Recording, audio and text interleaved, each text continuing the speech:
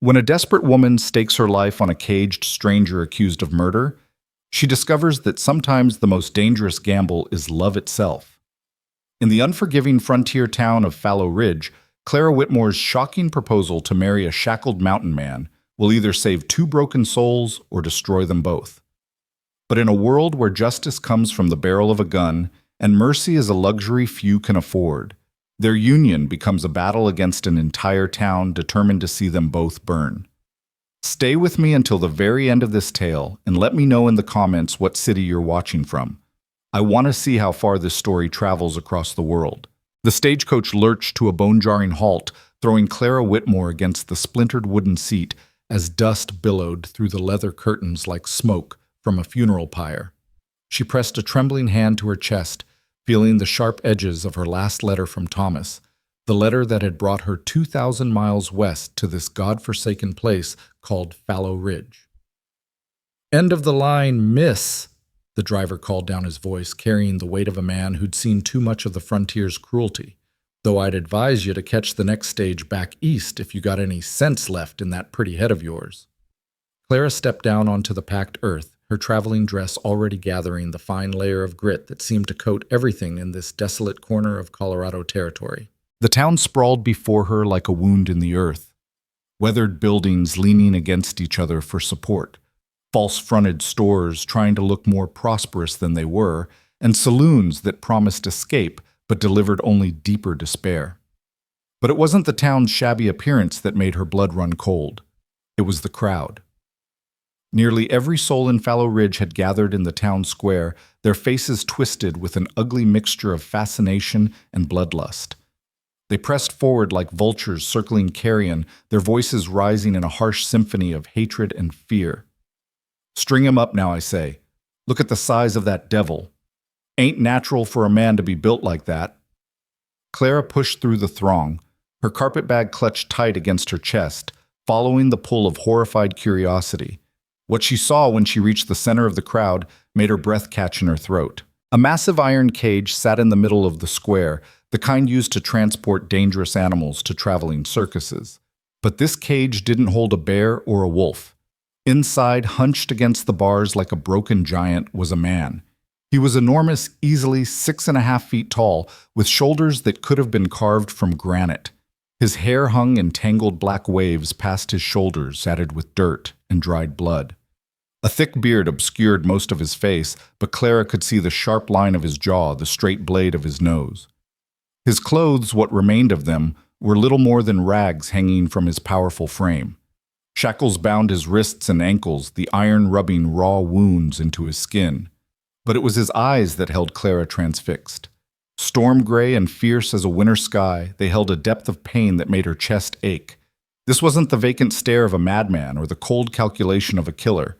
This was the gaze of a soul in torment. "What's his crime?" Clara heard herself ask the woman standing beside her. The woman, gaunt-faced and dressed in faded calico, turned to look at Clara with obvious disdain. "Crime girl, that there's Jake Blackwood, and his crime is being born a monster.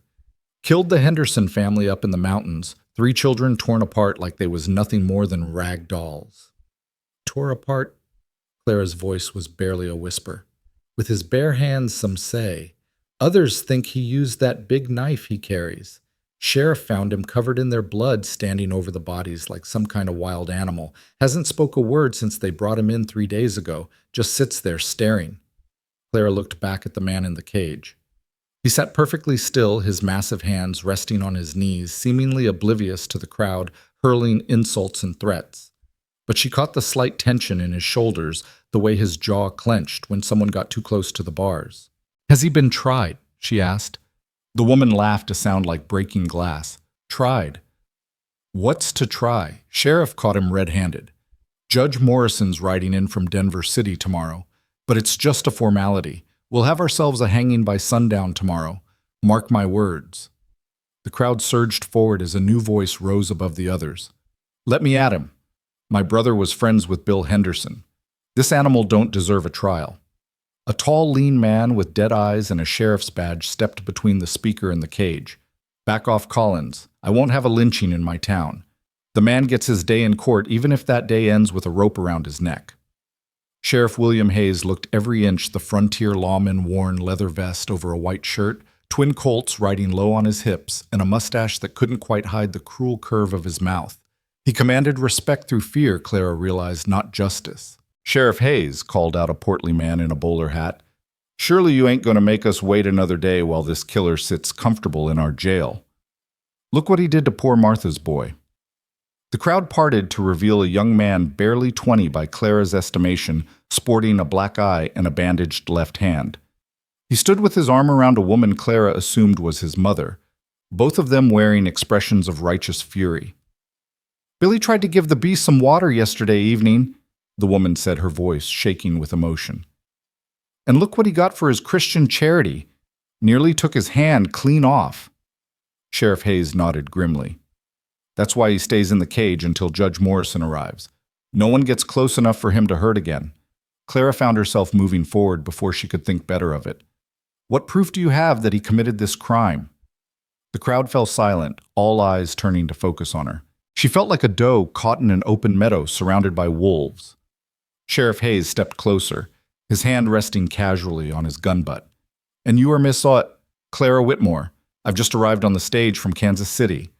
She lifted her chin, drawing on reserves of courage she didn't know she possessed. "I asked what proof you have against this man." Hayes laughed, but there was no humor in it. "Proof I found him standing over 3 dead bodies covered in their blood with a skinning knife in his hand. What more proof do you need? Did anyone see him commit the murders? Don't need to see it when the evidence is plain as day." "Has he confessed?" "Hasn't said a word since I brought him in, but guilt has a way of making a man's tongue stick to the roof of his mouth." Clara looked past the sheriff to the man in the cage. Those gray eyes had found her now watching her with an intensity that made her skin flush. There was something in that gaze, not gratitude exactly, but a kind of weary surprise, as if he couldn't quite believe someone was speaking in his defense. "Perhaps he's in shock," Clara said, her voice growing stronger. "Perhaps he came upon the scene after the murders and was trying to help." The crowd erupted in derisive laughter and angry shouts. "Help? Look at the size of him. Ain't no helping a family that's been butchered." "Lady, you don't know what you're talking about." Sheriff Hayes held up a hand for silence. "Miss Whitmore, I appreciate your concern for justice, but this man is a killer. I've been tracking him for the better part of 2 years. He's been living up in those mountains like an animal, and finally his savage nature got the better of him." "You've been tracking him for what other crimes?" Hayes hesitated, and Clara caught the slight narrowing of his eyes. "Suspicion of theft, cattle rustling, disturbing the peace. Suspicion, but no convictions. Hard to convict a man who disappears into the wilderness every time you get close." Clara took another step toward the cage, ignoring the sharp intake of breath from the crowd. The man inside didn't move, but she could see the coiled tension in his frame, like a wild creature deciding whether to flee or fight. "What's your name?" she asked softly. For a long moment he simply stared at her. Then in a voice rusty from disuse, he spoke a single word, "Jacob." The sound of his voice sent a strange shiver through Clara's chest. It was deep and rough, but there was something almost gentle in the way he'd spoken his name, as if he was offering her a gift. "Jacob," she repeated.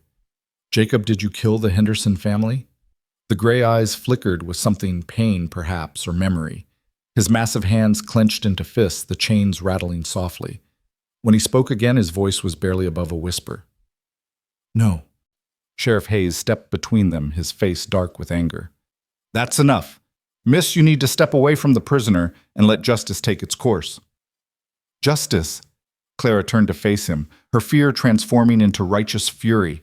What justice is there in hanging a man based on circumstantial evidence? What justice is there in denying him the chance to defend himself?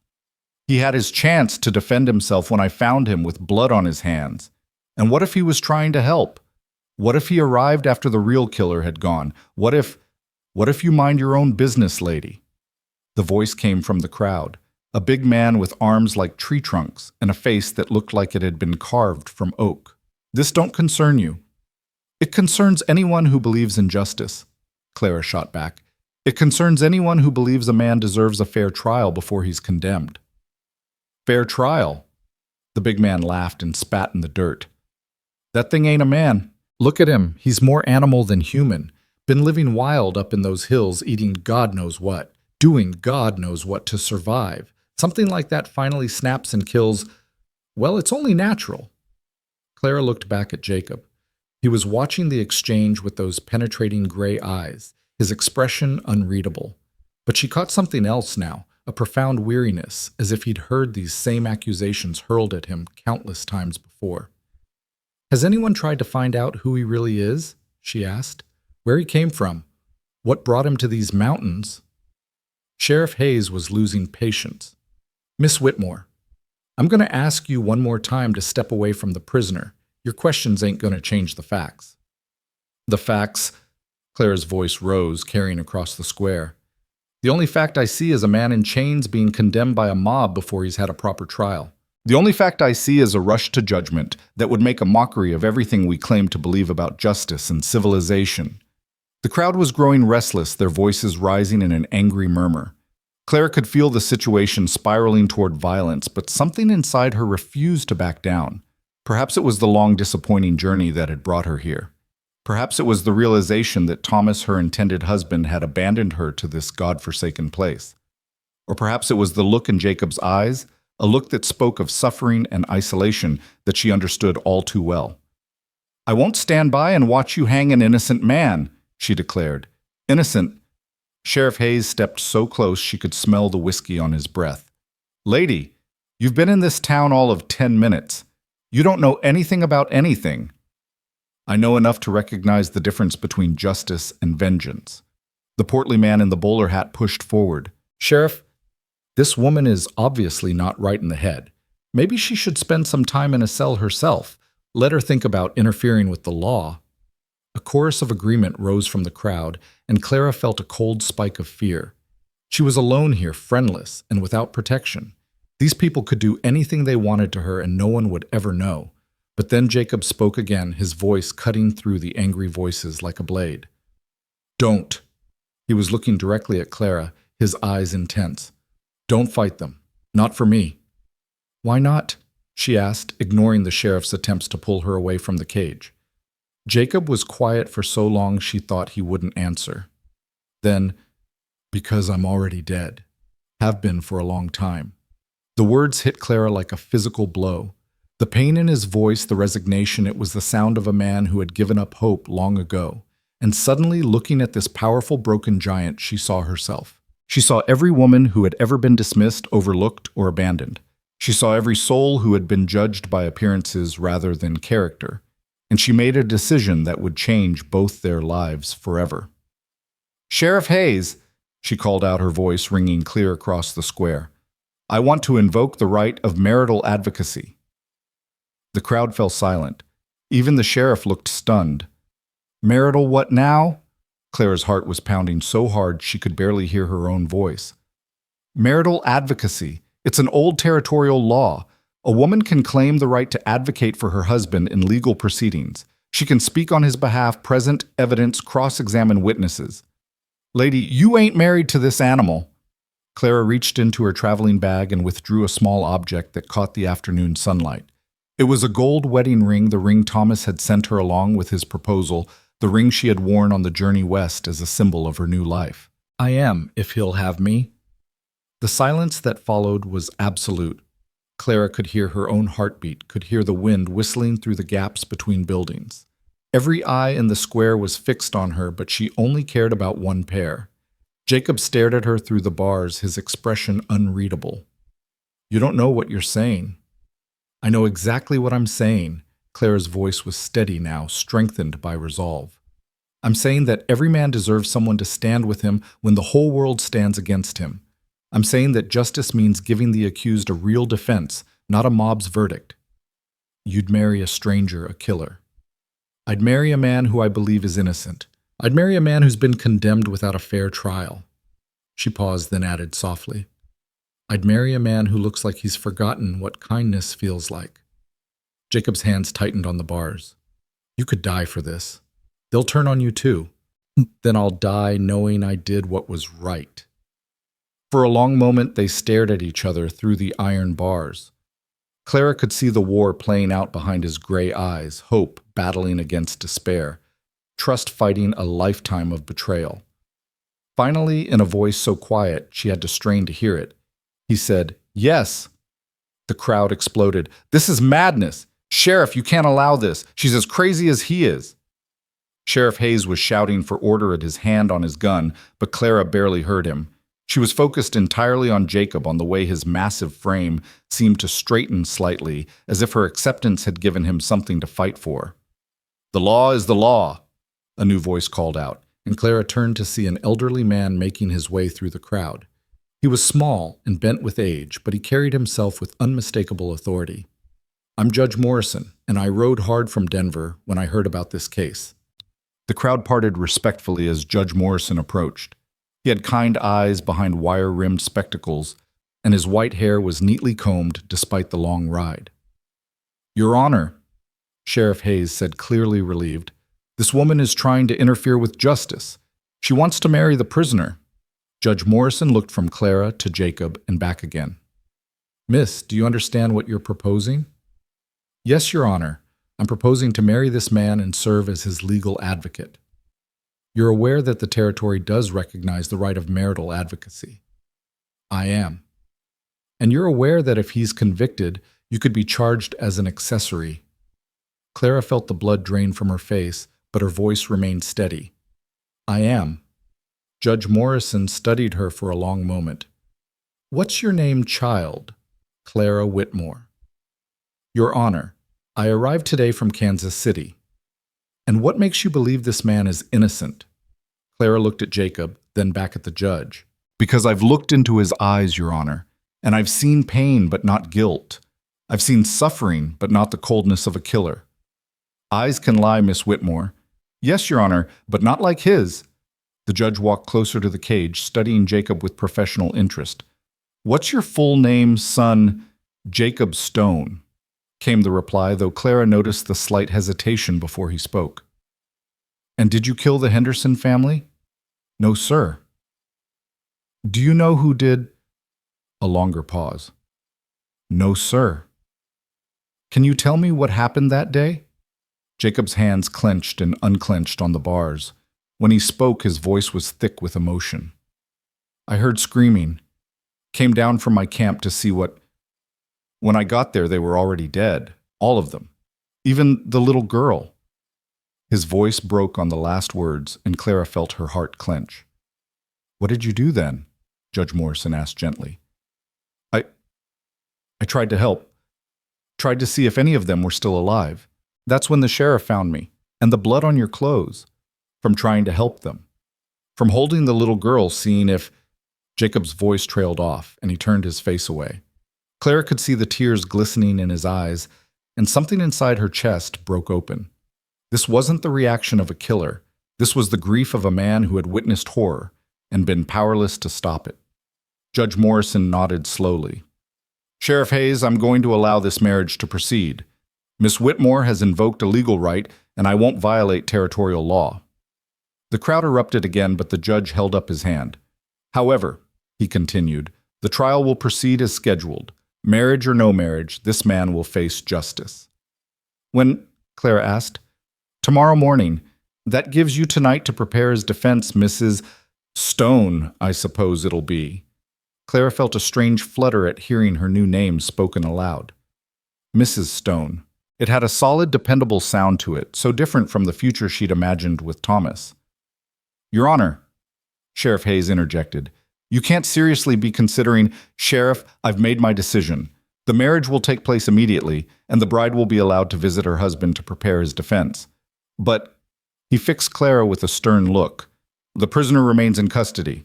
Any attempt to help him escape will result in charges of conspiracy." Clara nodded. "I understand, Your Honor." The judge looked around the dispersing crowd. "Who can perform the ceremony?" A thin man in a black coat stepped forward. "I can, Your Honor. Reverend Matthews." "Very well. Let's get this done." As the Reverend approached with a worn Bible in his hands, Clara felt a moment of pure terror. What was she doing? She was about to marry a complete stranger, a man accused of murder, in front of a hostile crowd in a town she'd never seen before. Everything logical told her to run to climb back on that stage and return to the life she knew. But when she looked at Jacob, really looked at him, she saw something that kept her feet planted firmly in the dusty street. Behind the wild hair and the beard, behind the massive frame, and the shackles, she saw a man who had been alone for far too long. She saw someone who had been judged and condemned without ever being truly seen, just like her. "Do you, Clara Whitmore, take this man to be your lawfully wedded husband?" Clara's voice was clear and strong. "I do." "And do you, Jacob Stone, take this woman to be your lawfully wedded wife?" Jacob's gray eyes never left Clara's face. "I do." "Then by the power vested in me by the territory of Colorado, I pronounce you husband and wife." The Reverend closed his Bible with a snap. "You may, well, under the circumstances." Clara stepped closer to the cage. Jacob moved toward the bars, and for a moment they simply looked at each other, this unlikely pair bound together by desperation and hope. "Thank you," Jacob said quietly. Clara reached through the bars and touched his hand. His skin was warm and rough with calluses, the hand of a man who worked with his hands. "We'll find the truth, Jacob. I promise you that." The crowd was dispersing now, muttering among themselves about crazy women and doomed causes. But Clara barely noticed them. She was focused on the man she'd just married, this stranger who had somehow become the most important person in her world. "Mrs. Stone," Judge Morrison said, "you'll be allowed 1 hour with your husband this evening to discuss his defense. Sheriff Hayes will escort you to the jail at 8 o'clock. "Thank you, Your Honor."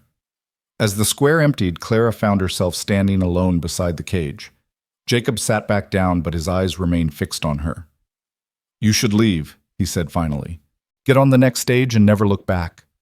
"Why would I do that?" "Because I'm not worth saving." Clara felt tears prick her eyes. "Everyone is worth saving, Jacob. Everyone deserves someone to fight for them." "You don't know me. You don't know what I've done, where I've been." "Then tell me." He was quiet for a long moment, studying her face as if trying to memorize it.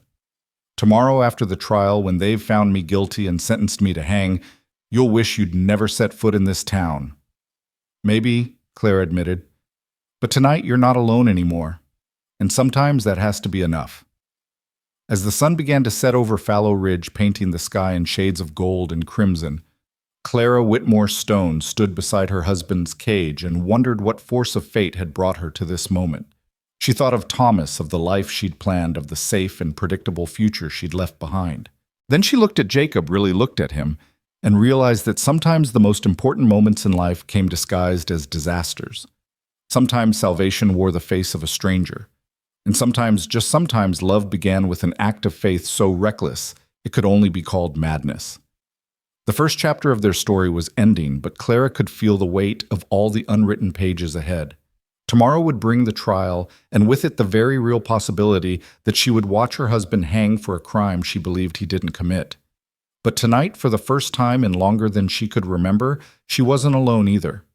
And in a world as harsh and unforgiving as the frontier, that was miracle enough. The shadows grew long across Fallow Ridge as Clara stood watching the last of the crowd disperse their angry mutters, fading into the evening air. The reality of what she had just done settled over her like a heavy cloak. She was married to a stranger, a man accused of the most heinous crime in a town that now viewed her as either insane or complicit. Sheriff Hayes approached his spurs jingling against the packed earth. "Mrs. Stone," he said, the title dripping with disdain. "I'll escort you to the hotel. You'll need a room for the night." "I'd prefer to stay near my husband." Hayes laughed, a harsh sound that carried no warmth. "Your husband is staying in an iron cage until his trial, unless you'd like to join him." Clara felt heat rise in her cheeks, but kept her voice level. "I'll take the room, Sheriff, but I expect that promised hour with Jacob tonight. 8 o'clock sharp, and don't get any ideas about slipping him a file or a gun. I'll be watching every second." As they walked toward the hotel, a 2-story building that had seen better days, Clara noticed the stairs following them. Women pulled their children closer and whispered behind their hands. Men watched from saloon doorways with expressions that ranged from curiosity to outright hostility. "You've made yourself quite the reputation already," Hayes observed. "Word of advice, Mrs. Stone Packlight. After tomorrow's trial, you might want to leave town in a hurry.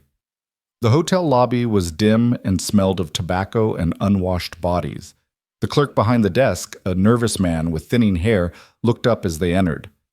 "Evening, Sheriff. This the lady who the lady who married the killer. Yes, she needs a room for the night."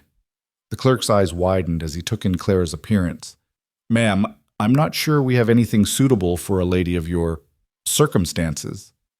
"She'll take whatever you have, Perkins," Hayes said impatiently, "and put it on the county's bill. Consider it part of the legal proceedings."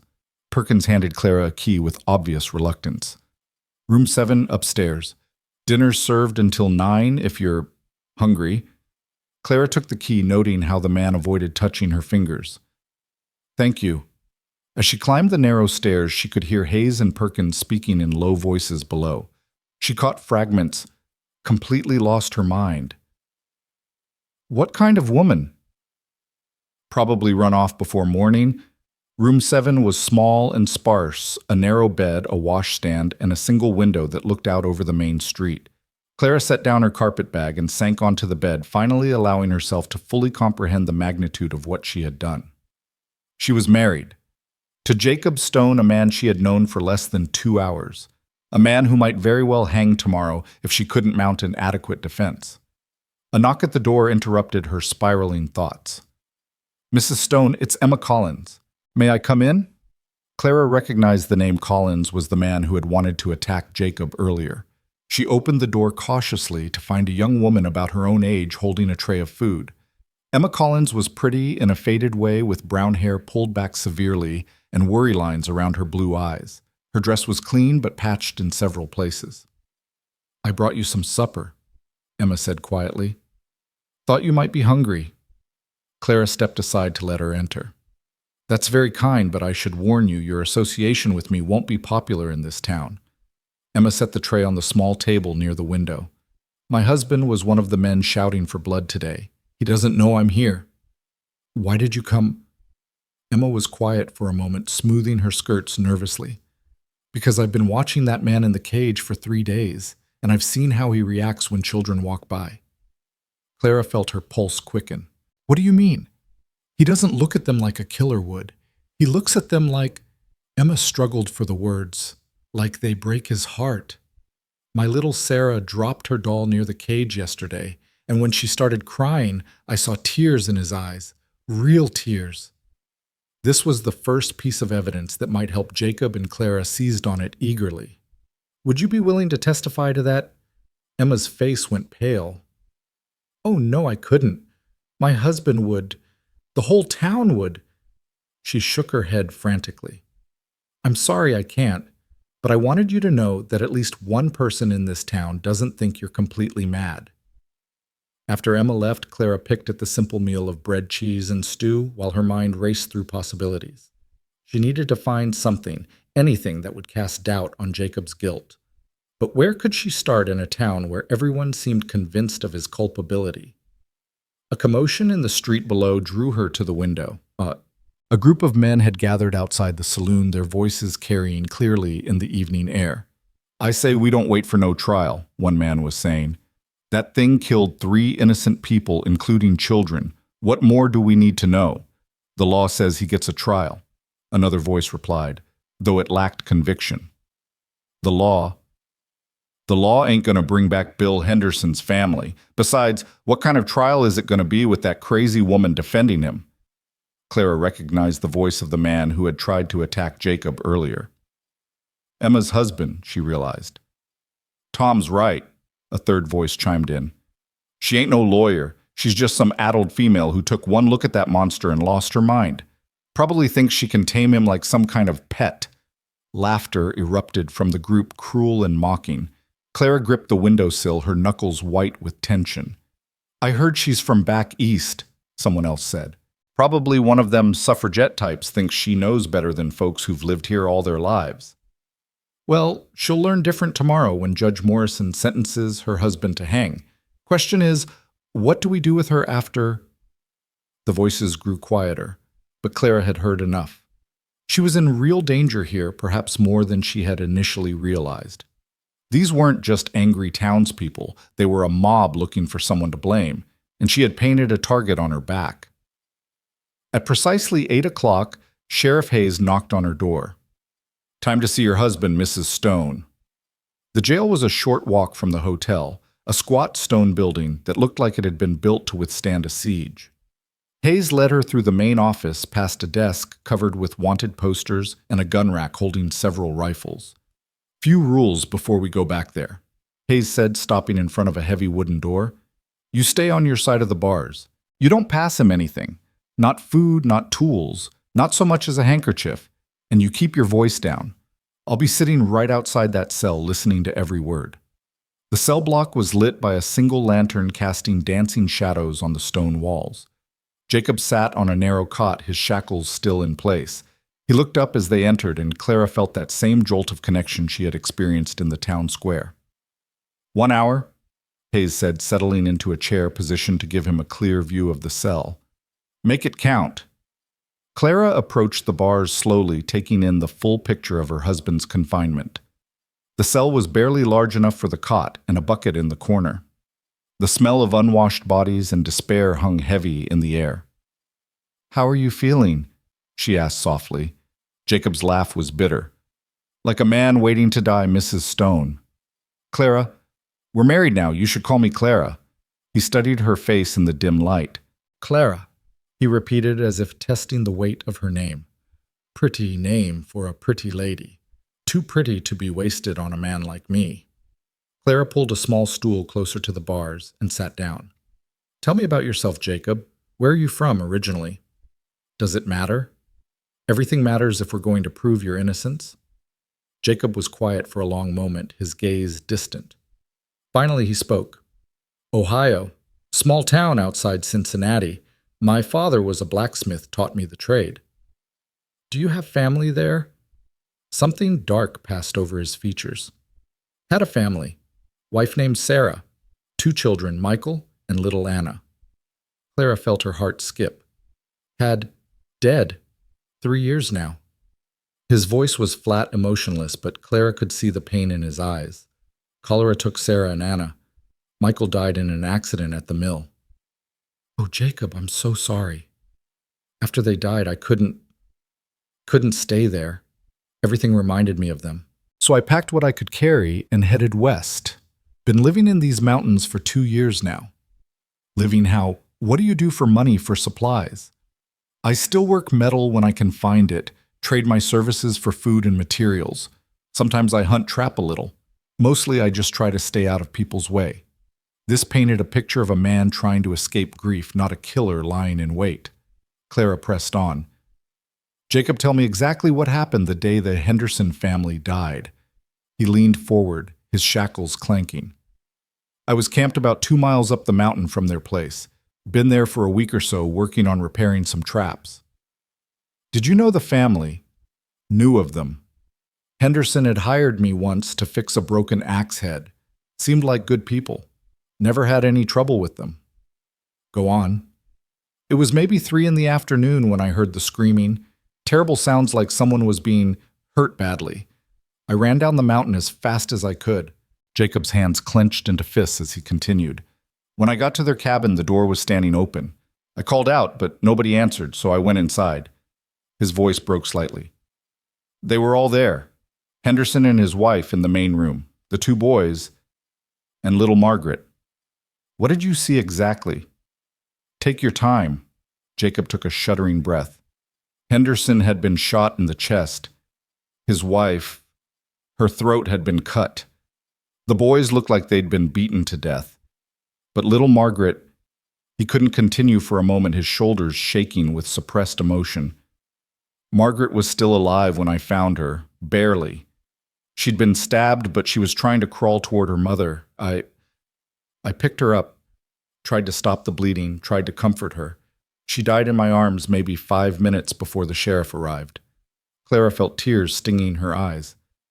"That's how you got blood on your clothes?" "Yes. I was holding her when Hayes and his men rode up, saw them through the window, and I knew how it would look. I should have run, but I couldn't just leave her there alone."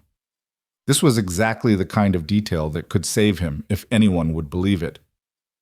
Did Margaret say anything before she died? Did she see who attacked her family? Jacob nodded slowly. She said one word. Mask. Then she was gone. Clara's pulse quickened. Mask? The killer was wearing a mask. That's what it sounded like. But when I tried to tell Hayes, he wouldn't listen, said I was trying to invent an alibi. Sheriff Hayes's voice cut through the conversation. Time's almost up, Mrs. Stone. Clara leaned closer to the bars. Jacob, is there anything else? Anything you saw or heard that might help identify the real killer? The cabin had been ransacked, drawers pulled out, furniture overturned, like someone was looking for something specific. Money. Maybe, but Henderson wasn't known to keep much cash around, mostly traded for what he needed. What about enemies? Anyone who might have wanted to hurt the family? Jacob shook his head. They kept to themselves mostly. Good neighbors from what I heard. Clara's mind was racing, trying to piece together a defense strategy. Jacob, I need you to think carefully. When you were living in these mountains, did you ever see anything suspicious? Strangers passing through, anything that seemed out of place? He was quiet for a moment, his brow furrowed in concentration. There was something maybe a week before the murders. I was hunting near Willow Creek when I saw 3 men on horseback. They were arguing about something, but I couldn't make out the words. When they saw me, they rode off real quick. Can you describe them? Too far away to see faces clearly, but one of them was riding a distinctive horse of paint with unusual markings, white with black spots in the shape of a star on its rump. This was potentially valuable information. Would you recognize the horse if you saw it again? Definitely. Sheriff Hayes stood up. That's enough, Mrs. Stone. Time to go. Clara stood reluctantly. Jacob, I want you to know that I'm going to fight for you tomorrow. I'm going to do everything I can to prove your innocence. He looked up at her with those haunting gray eyes. Why are you doing this for a stranger? Clara thought about all the reasons: her sense of justice, her belief in his innocence, her own desperate need to matter to someone. But what came out was simpler and more honest. Because everyone deserves someone to believe in them. As Hayes escorted her back to the hotel, Clara's mind was already working on her strategy for the trial. She had a few pieces of potentially exonerating evidence: Jacob's explanation for the blood, the dying girl's mention of a mask, the mysterious riders with the distinctive horse. But would it be enough to overcome a town's thirst for vengeance? Back in her room, Clara sat at the small table and began writing notes by lamplight. She sketched out questions for cross-examination, potential arguments for reasonable doubt, anything that might save Jacob's life. A soft knock interrupted her work. She opened the door to find Emma Collins again, this time looking terrified. Mrs. Stone, I shouldn't be here, but I had to warn you. My husband and his friends are drinking heavy tonight, talking about taking justice into their own hands. They're planning to storm the jail after midnight. Clara felt ice form in her stomach. Are you certain? I heard them talking when Tom thought I was asleep. They figure if they kill him tonight, there won't be any trial tomorrow. And if you get in the way... Emma didn't need to finish the sentence. Clara understood perfectly. I have to warn Sheriff Hayes. Emma grabbed her arm. Hayes might be in on it. Tom mentioned something about the sheriff being understanding about the situation. Clara's blood ran cold. If Hayes was part of the lynch mob, Jacob was already as good as dead. She had to do something, but what? She was one woman in a hostile town with no allies and no weapons. Emma, is there anyone in this town who might help anyone who believes in following the law? Emma thought for a moment. Judge Morrison seems like an honest man. And Doc Bradley, he's always stood against vigilante justice. But I don't know if they'd be willing to risk their necks for a stranger. After Emma left, Clara paced her small room, wrestling with an impossible decision. She could try to rally support for Jacob, but that would likely result in her own death. She could flee, catch the morning stage, and put this nightmare behind her. Or she could try something desperate and dangerous. She thought about Jacob's words, everyone deserves someone to believe in them. The plan that formed in her mind was insane, but it was the only chance Jacob had. If the mob was planning to strike after midnight, she had to act first. Clara gathered her few possessions and checked the hallway. The hotel was quiet, most guests already asleep. She crept down the stairs, avoiding the creaking boards, and slipped out the back door into the alley. The night air was cold and sharp, carrying the scent of wood smoke and horses. Clara made her way through the shadows toward the doctor's house, praying that Emma had been right about Doc Bradley. The doctor's house sat at the edge of town, a neat two-story building with a small shingle hanging by the front door. Clara knocked softly, her heart hammering in her chest. After what felt like an eternity, the door opened to reveal a middle-aged man in a nightgown holding a lamp. He had kind eyes and graying hair, looking exactly like Clara had hoped a doctor would look. "Ma'am, are you ill?" "Doctor, Bradley, I'm Clara Stone. I married Jacob Stone today." The doctor's expression shifted to surprise, then concern. "Mrs. Stone, what can I do for you?" "I need your help. There's going to be a lynching tonight." Doc Bradley stepped aside to let her in. His front room was lined with medical books and smelled of carbolic acid and healing herbs. "Tell me what you know," he said, settling into a chair across from her. Clara quickly explained what Emma had told her about the planned attack on the jail. Doc Bradley listened without interrupting, his expression growing more grave with each detail. "I've been afraid something like this might happen," he said finally. "The town's been worked up to a fever pitch since they brought your husband in." "Will you help me?" "Mrs. Stone, I'm a doctor, not a gunfighter. What exactly do you have in mind?" Clara took a deep breath. "I want to get Jacob out of that jail before the mob arrives." Doc Bradley stared at her in shock. "That would be illegal. We'd both be charged with helping a prisoner escape. Better that than watching an innocent man hang for a crime he didn't commit." "You're certain he's innocent?" Clara met his eyes directly. "As certain as I can be without having witnessed the crime myself. He told me things tonight that convinced me he's telling the truth." The doctor was quiet for a long moment, clearly wrestling with his conscience. "Even if I agreed to help, which I haven't, how would we accomplish such a thing? The jail is built like a fortress. You're a doctor. You have access to drugs that could incapacitate guards, don't you? Mrs. Stone, what you're suggesting is illegal. Yes, but sometimes following the law and doing what's right aren't the same thing." Doc Bradley stood and walked to his medical bag, pulling out a small vial of clear liquid. "Laudanum. A large enough dose would put a man to sleep for hours." Clara felt a surge of hope. "Would it work?" "It would work. The question is whether I'm brave enough to use it."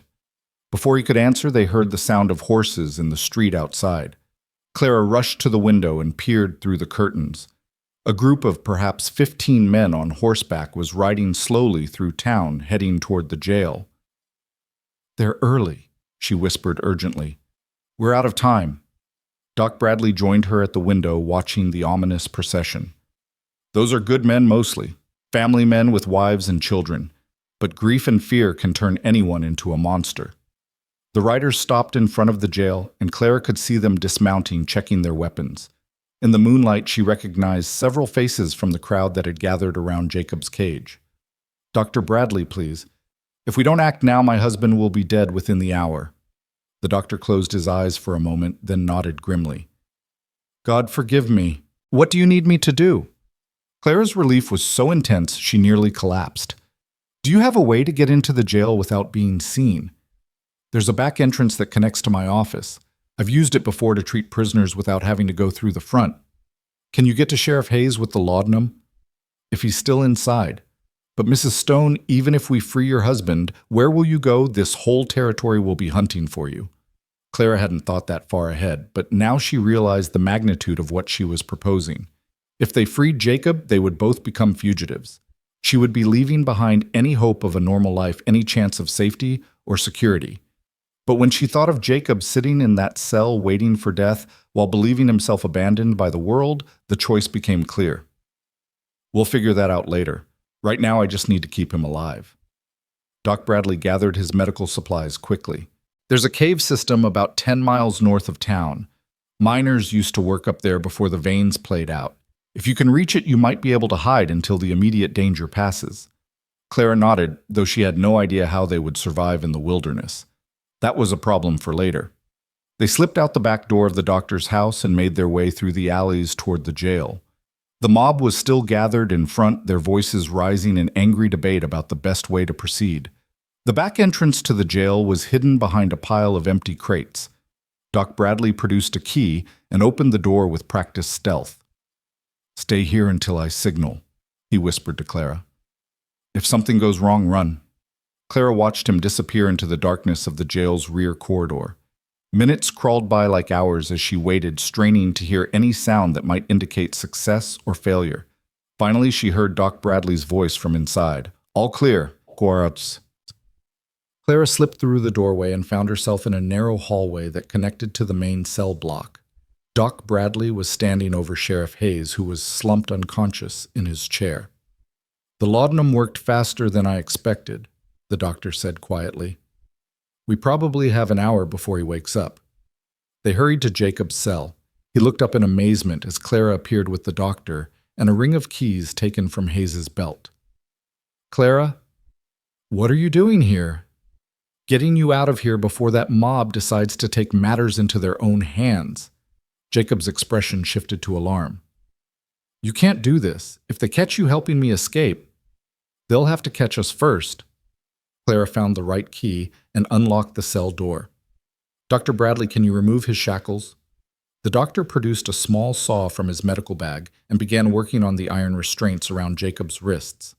"This is going to take a few minutes." From the front of the jail, they could hear the mob's voices growing louder and more insistent. Someone was pounding on the front door, demanding that Hayes come out and face the will of the people. "They're getting impatient," Clara observed, trying to keep the fear out of her voice. Jacob grabbed her hand as Doc Bradley worked on the shackles. "Clara, I need you to understand something. If we do this, there's no going back. You'll be a fugitive for the rest of your life." "I know." "You don't know. You can't possibly understand what that means. Running, hiding, never staying in one place long enough to call it home. Never being safe." Clara looked into his eyes, those storm-gray depths that had captured her from the first moment. "Will you be there?" "If you want me to be." "Then I'll be home." The shackles finally fell away and Jacob rubbed his raw wrists gratefully. Doc Bradley handed him a coat and a small pack of supplies. "There's food for a few days, some basic medical supplies, and a map showing the cave system I mentioned. It's the best I can do." "Thank you," Jacob said, gripping the doctor's hand. "You're risking everything for strangers." "I'm doing what I should have done 3 days ago, standing up for what's right instead of what's easy." The pounding on the front door was getting more violent now, and they could hear wood splintering. "Time to go," Clara said urgently. They slipped out the back entrance just as the mob broke through the front door of the jail. Shouts of rage echoed through the night as the men discovered the empty cell and unconscious sheriff. "This way," Jacob whispered, leading Clara away from the jail toward the edge of town. They moved through shadows and alleys, staying off the main streets as the sounds of pursuit began behind them. Torches flickered to life throughout Fallow Ridge as the entire town was roused to join the manhunt. At the livery stable, Jacob quickly saddled 2 horses while Clara kept watch. The animals were nervous, sensing the tension in the air. "Can you ride?" Jacob asked as he led the horses outside. "Well enough." "Good, because we're going to need to ride hard and fast." They mounted up just as the first search parties began spreading out from the jail. Jacob led the way out of town, taking back trails and creek beds to avoid leaving clear tracks. As Fallow Ridge disappeared behind them, Clara felt a strange mixture of terror and exhilaration. She had just thrown away everything safe and predictable in her life to save a man she barely knew. She was now a fugitive from justice, with an uncertain future and enemies pursuing her. But riding through the moonlit wilderness beside Jacob, feeling more alive than she had in years, Clara couldn't bring herself to regret her choice. Behind them, the lights of the search parties spread out like angry stars, and she knew their real journey was just beginning. The horses' hooves drummed against the rocky trail as Clara and Jacob pushed deeper into the wilderness, the angry shouts of their pursuers fading into the distance behind them. The moon hung like a silver coin in the star-scattered sky, providing just enough light to navigate the treacherous mountain paths. Clara's horse stumbled on loose stones, and she gripped the reins tighter, her knuckles white with tension. She had told Jacob she could ride well enough, but that had been an optimistic assessment. Her experience was limited to gentle rides through Kansas City's parks, not this desperate flight through hostile terrain. "How much farther to the caves, she called out, trying to keep her voice low despite the wind. Jacob twisted in his saddle to look back at her. Even in the moonlight, she could see the concern in his expression. Another hour, maybe two. Can you make it? I don't have much choice, do I? They rode in silence for several more miles, the only sounds the steady rhythm of hoofbeats and the whisper of wind through the pines. Clara's body ached from the unaccustomed riding, and her traveling dress was proving entirely unsuitable for horseback escape. The fabric had torn in several places, and she could feel the bite of cold mountain air through the rips. As they climbed higher into the mountains, Jacob began to relax slightly. The terrain here was too rough for a large search party to follow quickly, and he knew these trails better than any man in Fallow Ridge. There's a creek just ahead, he said, guiding his horse toward the sound of running water. We'll rest the horses and let them drink. They dismounted beside a narrow stream that cascaded down from the peaks above. Clara's legs nearly buckled when she tried to stand, and Jacob caught her arm to steady her. Thank you, she gasped, embarrassed by her weakness. You're doing better than most people would, he said gently. City folk aren't used to mountain riding. Clara knelt beside the creek and cupped the icy water in her hands, drinking deeply. The cold shocked her system but helped clear her head. For the first time since their escape began, she had a moment to truly consider what they had done. Jacob, she said quietly, we can never go back, can we? He was checking his horse's hooves for stones, but he paused at her question. No. Even if we could prove my innocence now, we'd still face charges for breaking out of jail. Doc Bradley, too, if they figure out he helped us. The weight of that reality settled over Clara like a shroud. She would never see Kansas City again, never visit her sister's grave, never have the chance to build the respectable life she had always imagined for herself. Do you regret it? Jacob asked, his voice carefully neutral. Clara looked at him, really looked at him in the moonlight. Without the shackles and the cage, he seemed different somehow. Still large and powerful, but less like a caged animal and more like a man. His gray eyes held a vulnerability that the iron bars had hidden. Ask me again in a year, she said finally, when we know if we'll survive this.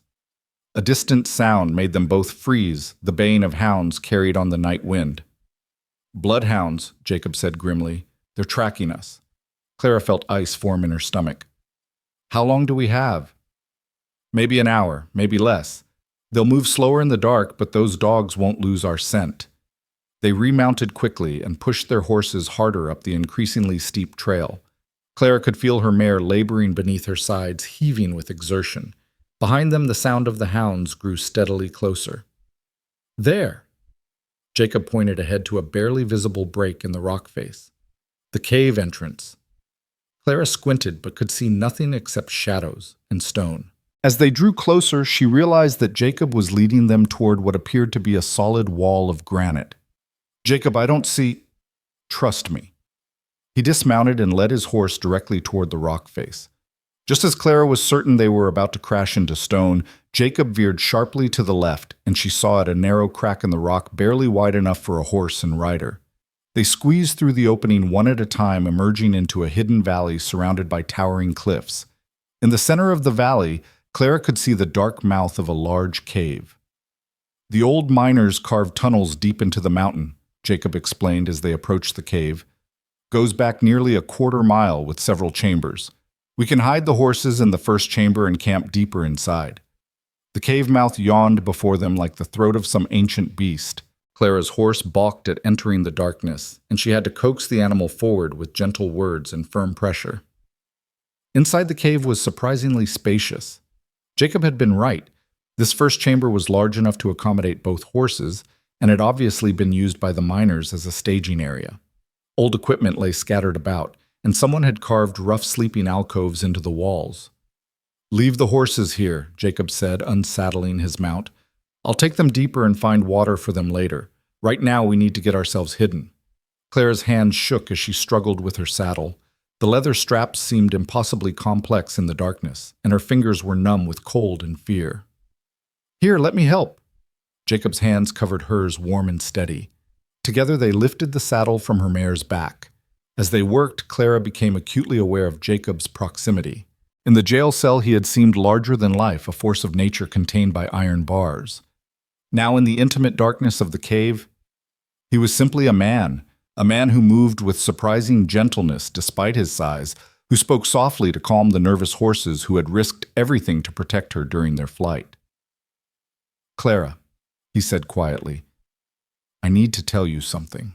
She looked up at him, noting how the shadows played across his features. "What is it?" "My name isn't really Jacob Stone." Clara felt the world tilt slightly. "What? Jacob is my first name, that part's true. But my last name is Blackwood, Jacob Blackwood."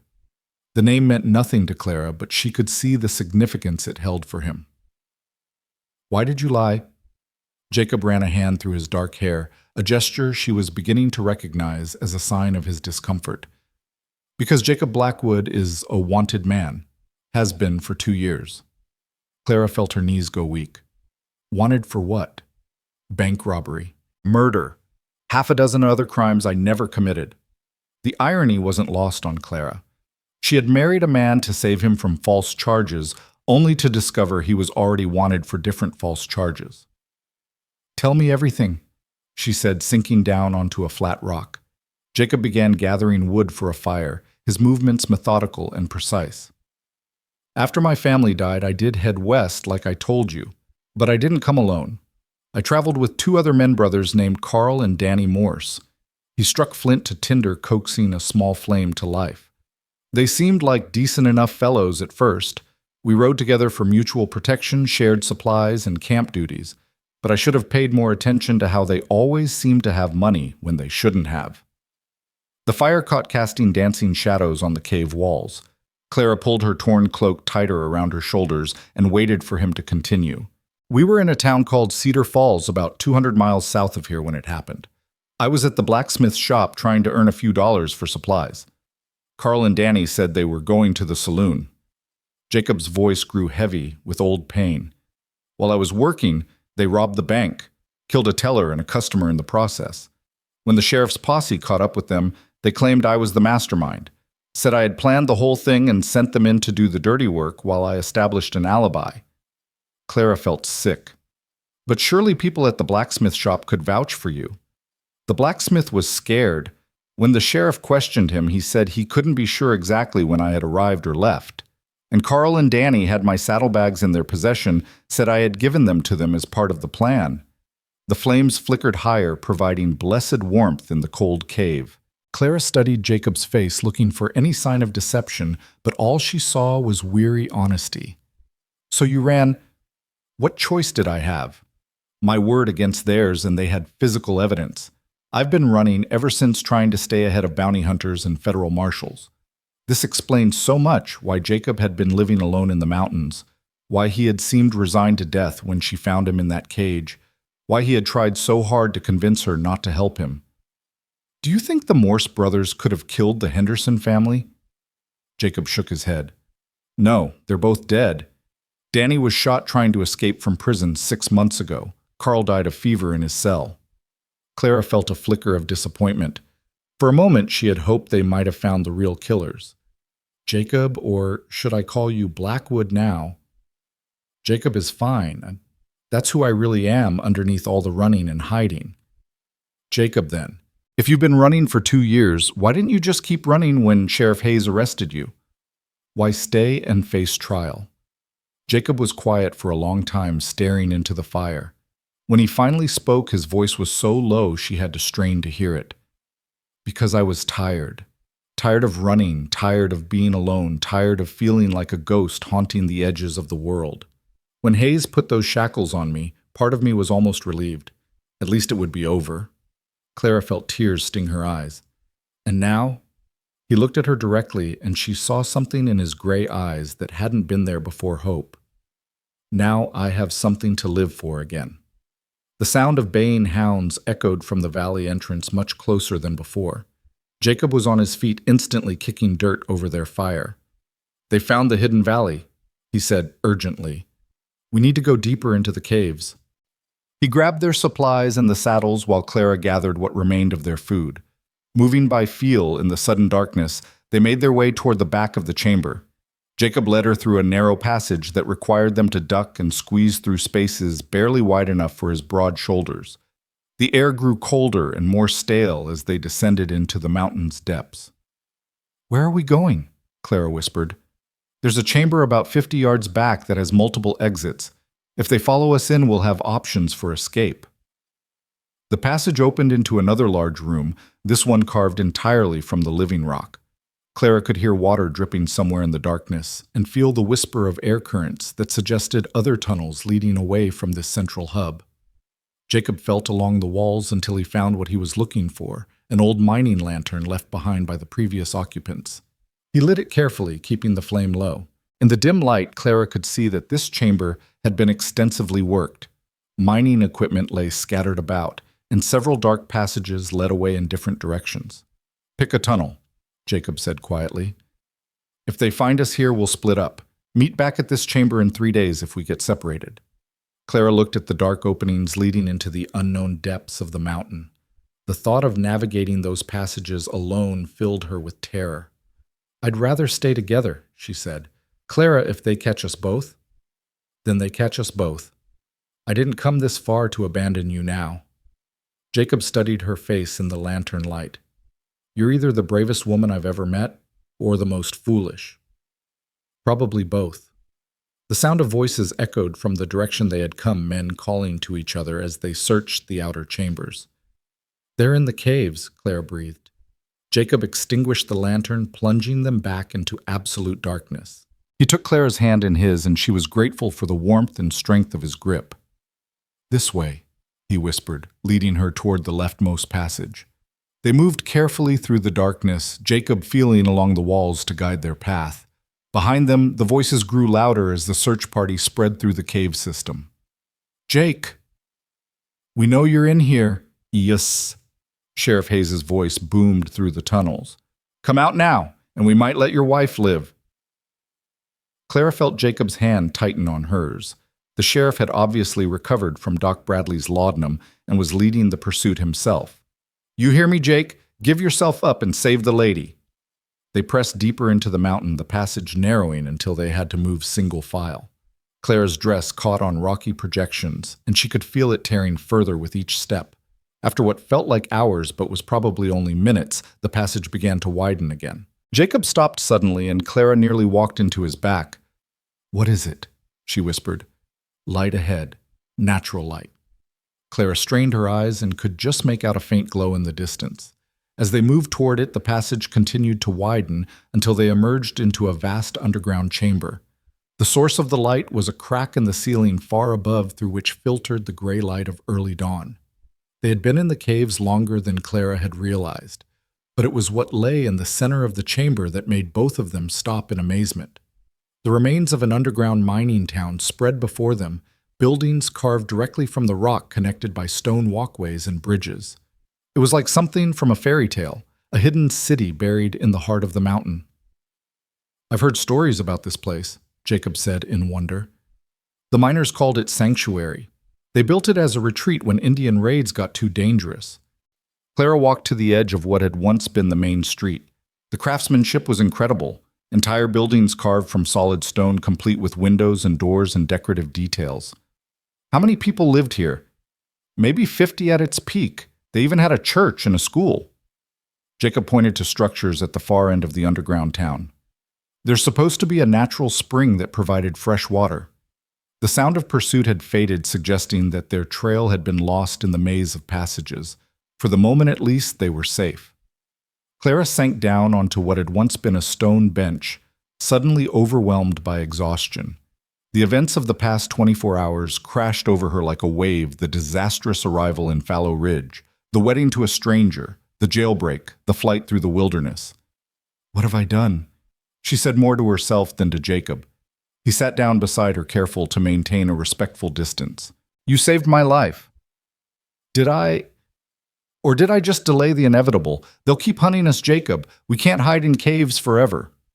"No," he agreed, "but we've bought ourselves time to think, to plan." Clara looked around at the abandoned stone city. "Plan what? How to live like fugitives for the rest of our lives." Jacob was quiet for a moment, then stood and walked to one of the carved buildings. He disappeared inside and emerged carrying something, a bundle wrapped in oiled cloth. What's that? Clara asked. Emergency supplies. The miners were smart. They cached food and equipment throughout Sanctuary in case they ever needed to shelter here for extended periods. He unwrapped the bundle to reveal dried meat hardtack and several other preserved foods. Not appetizing, perhaps, but potentially life-saving. There's more, Jacob said, disappearing into another building. This time he emerged with blankets and what looked like mining tools. Clara watched him methodically searching the abandoned structures, his movements purposeful and efficient. He was a man accustomed to making do with what was available to surviving in harsh conditions. Jacob, she called out, what kind of life can we have, really always running, always hiding, never able to stay in one place long enough to build anything permanent? He returned to sit beside her this time, close enough that she could feel the warmth radiating from his large frame. I don't know, he said honestly, but I know it's better than no life at all. And Clara? He paused, seeming to struggle with the words. For the first time in 3 years, I'm not alone. That matters more than you might think. Clara studied his profile in the filtered dawn light. This man, this stranger she had married in a moment of desperate impulse, was asking her to trust him with her future, her safety, her life. Tell me about your family, she said quietly. Your real family, the ones you lost. Jacob's expression grew distant. She was like sunshine, always laughing, always finding something good in even the worst situations. And smarter than me, that's for certain.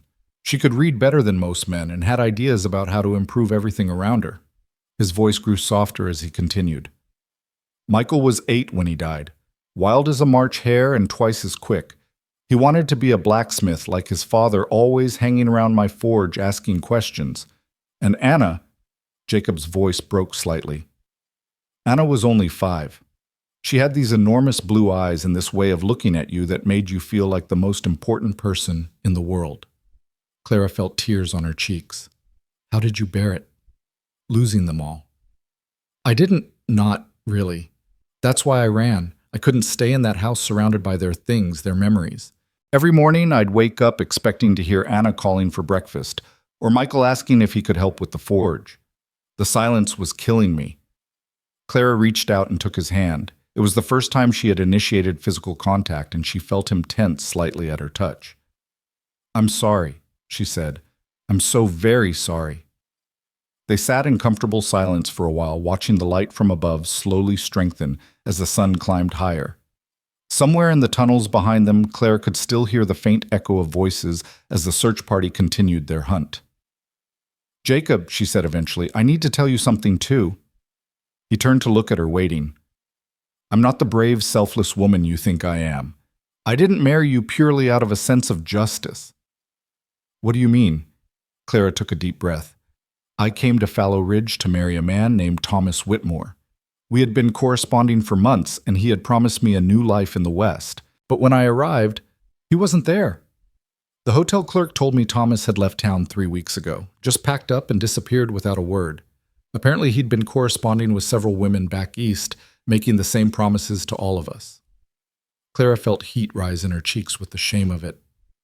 So when I saw you in that cage facing death while the whole town condemned you, part of what I was fighting against was my own situation. I was angry at being abandoned, at being made a fool of, at finding myself stranded in a place where I knew no one and had nothing. Jacob was quiet, absorbing this revelation. I'm not saying I don't believe in your innocence, Claire continued quickly. I do. But my motives weren't as pure as they might have seemed. Clara, Jacob said gently, what matters isn't why you helped me. What matters is that you did. Even knowing that I was running from my own problems as much as trying to solve yours. Jacob smiled, the first genuine smile she had seen from him. It transformed his entire face, making him look younger and less careworn. Especially knowing that. It makes you human instead of a saint. And I've got no use for a saint, but I could definitely use a partner. The word hung in the air between them, heavy with possibility and promise. Partners, Clara repeated. I like the sound of that. A new sound echoed through the chamber, not voices this time, but something else. It took Clara a moment to identify it. Horses, she said. They're bringing horses into the caves. Jacob was on his feet, instantly gathering their supplies. We need to move. Now. But where, if they have horses, they can follow us through the wider passages? Jacob pointed toward the far end of Sanctuary, where a dark opening suggested another tunnel system. There's supposed to be a passage that leads to the other side of the mountain. It's too narrow for horses, but it might get us out of this cave system entirely. They hurried through the stone streets of the abandoned city, their footsteps echoing off the carved walls. Behind them, the sound of horses and men grew steadily closer. The passage Jacob had indicated was indeed narrow, barely wide enough for them to squeeze through side by side. But as they entered it, Clara could feel a current of fresh air that suggested it did indeed lead to another exit. Jacob, she said as they began the difficult passage through the rock. Whatever happens, I want you to know that I don't regret what we did. Even if we don't make it out of this, I'm glad I met you. In the darkness ahead of her, she heard his quiet response. Same here, Clara Stone. Same here. They pressed deeper into the mountain, leaving behind the voices of their pursuers and the strange, beautiful city of Sanctuary.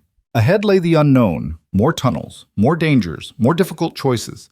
But for the first time since arriving in Fallow Ridge, Clara felt like she was moving toward something instead of running away from it. Whatever the future held, she and Jacob would face it together.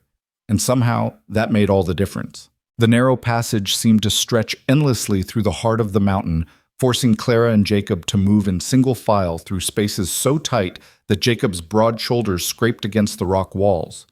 The air grew thinner as they climbed, and Clara found herself gasping for breath in the suffocating darkness. How much farther?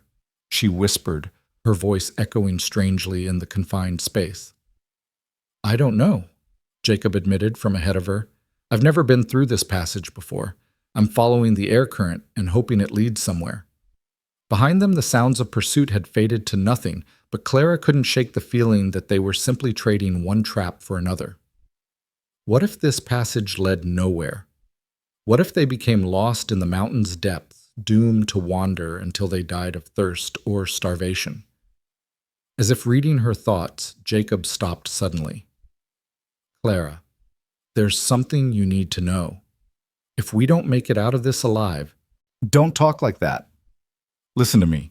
In my saddlebags there's a letter. If something happens to me, I need you to see that it gets to a woman named Martha Henley in Cedar Falls. Clara felt a stab of something uncomfortably like jealousy. Who is Martha Henley? Sarah's sister. She's the only family I have left, and she deserves to know the truth about what happened to me. The letter explains everything about the bank robbery, about being framed, about the Henderson murders. The passage began to widen slightly, allowing them to walk side by side again. Clara could see Jacob's face in the dim light filtering down from somewhere ahead, etched with determination and something else regret. Jacob, you're going to deliver that letter yourself. We're both going to get out of this. Maybe. But if we don't, I need to know that someone will remember the real Jacob Blackwood, not the wanted man on those posters. They emerged into another chamber, this one smaller than Sanctuary, but blessed with actual sunlight streaming through a crack in the ceiling 20 feet above. Fresh pine-scented air flowed through the opening, and Clara could hear the distant sound of wind in the trees. We're almost out, Jacob said with relief. He found handholds in the rough rock and began climbing toward the opening. Clara watched nervously as he ascended loose stones raining down around her.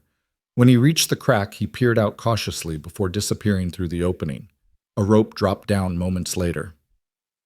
All clear, his voice called from above. Tie the rope around your waist, and I'll pull you up. Clara had never been fond of heights, but she had little choice. She secured the rope as Jacob had instructed and began the terrifying climb up the rock face. Her dress, already torn and filthy from their underground journey, caught on every projection and made the ascent even more difficult. Strong hands grasped her arms and hauled her through the opening onto solid ground. She found herself lying on a carpet of pine needles in a small clearing surrounded by towering evergreens. The morning sun felt like a blessing on her face after the claustrophobic darkness of the caves. "Where are we?" she asked, sitting up and looking around. Jacob was studying the landscape with the eye of a man accustomed to reading terrain. Northeast side of the mountain, maybe 8 miles from Fallow Ridge.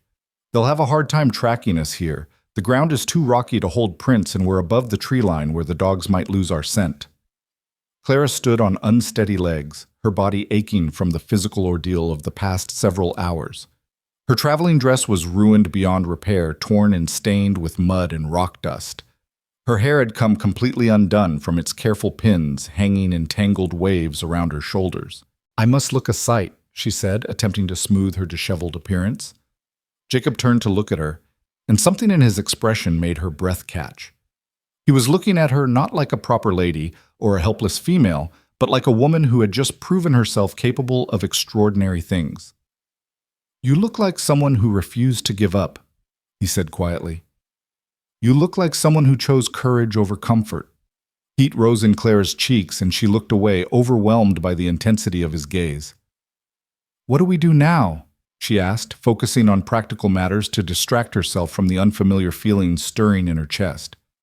"First, we need to retrieve our horses if possible. They had food and supplies we're going to need."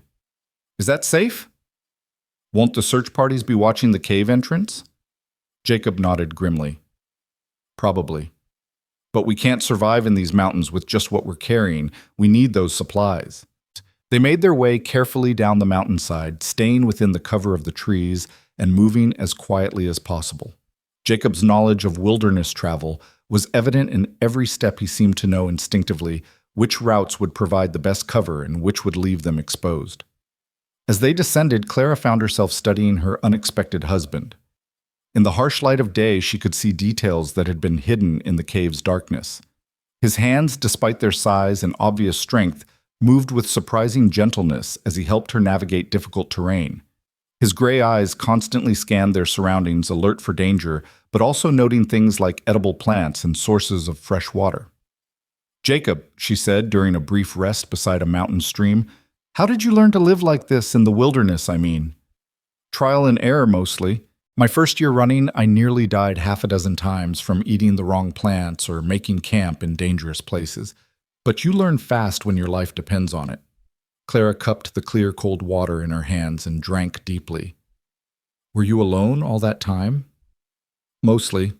Occasionally I'd encounter other men on the run, deserters claimed jumpers, men escaping debts or unhappy marriages. But partnerships don't last long when everyone's looking over their shoulder.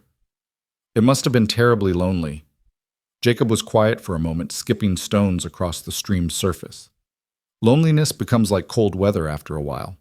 You learn to live with it, to expect it, but you never really get used to it."